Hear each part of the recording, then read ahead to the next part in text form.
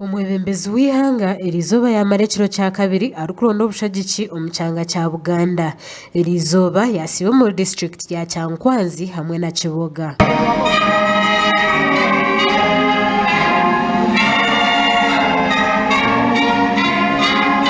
Muri Kyankwanzi abayo bagambira president okubanyangaraziwe obwi bw'amataka obwijure mu district yabo kandi bashaba president we Museveni okwimuka akagira kiyakora hanshongeji. Saba tuyine ebisomozo mu district ya Feno okugeza naddala eby'ettaka n'ebibira. Taata tukusaba kusanga z'eby'ettaka n'ebibira nga bwempulize Honorable Speaker ayogera otukwasizeeko abantu baffe baleke okubundabunda. Njagala kwebaza okulwanirira ennyo okumalawo ekibbattaka. Ekizibu ekibadde kyali wano ekyankwanzi mukama wange era nga nkakasa lipooti ozifuna ate era n'owa ebiragiro oluusi naawe n'ositukira mukama wange kya obubbi bw'ettaka. Era njala mukama wange okwebaza olw'okufungiza n'ogamba nti 2026 buli kakodyo konna kagenda kuvaayo okumalirawo ddala ekibbattaka. Oli Speaker w'ishenjero ry'ihanga Right Honorable Anita Among kandi hono oli omuhwezi wa chairman w'ekibiina kya NRM omukyara yashoborera omwebembezi w'ihanga aha kizibu ekiri omuri Kyankwanzi eky'obutiikirizana ahagati y'abantu hamwe n'ekitongore eky'ebibira omu ihanga aha nsharo ez'itaka ery'ebibira. Your Excellency, out of the 21 sub-counties of Kyankwanzi, 12 sub-counties are under the NFA reserve. Your Excellency, Kyankwanzi ina amagombolola 20 mulimu naye 12 kwago gatawanyiziddwa ebibira bya NFA.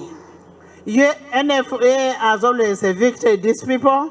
They have nowhere to stay. Speaker yagarika yagambira omwebembezi w'ihanga aha butiikirizana oburikuruga aha nshonga z'itaka nazo zikwasira hansi n'ahaiguru muri Kyankwanzi. As a father of this country, nga taata waffe w'eggwanga, Your Excellency, we request either you resettle these people or you degassette that land for the people of this place. Omwebembezi w'ihanga omu kugamba kwe yashaba abantu aba Kyankwanzi okwijuka ihanga Uganda ahu riregire baba nibatora n'abebembezi omu karuru.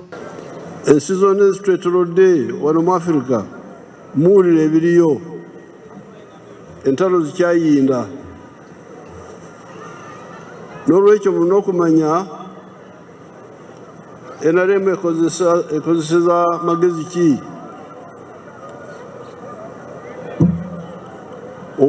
okuleeta eddembe ate n'ekuuma eddembe eryo. President Museveni yashaba abantu kushagika NRM ahabw'okuba gavumenti ye eyine bingi ebyekozere.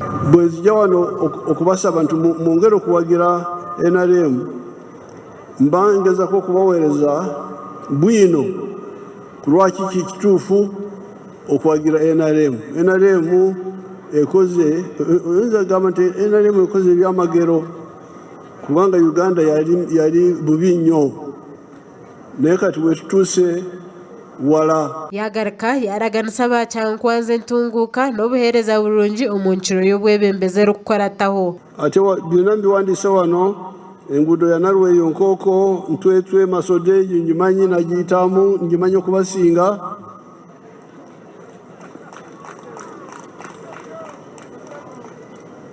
Byonna mbiwandiise waliwo miliyoni 10 nti bwe najja wano n'abasuubiza miliyoni 10 eri munda eri Ntwetwe.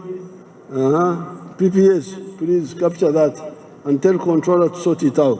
Babembezi ba district ya Kyankwanzi bashemererwa ahabw'okureba ng'omwebembezi w'ihanga yashoborera ngu naza kukora aha nshonga eziri kubateganisa omu bicweka byabo.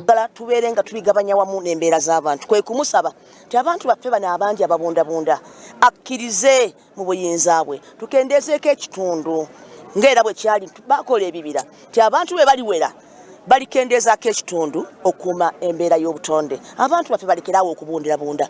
Presidential candidate ali ku trail enoonya akalulu kati olwaleero president abaddewo.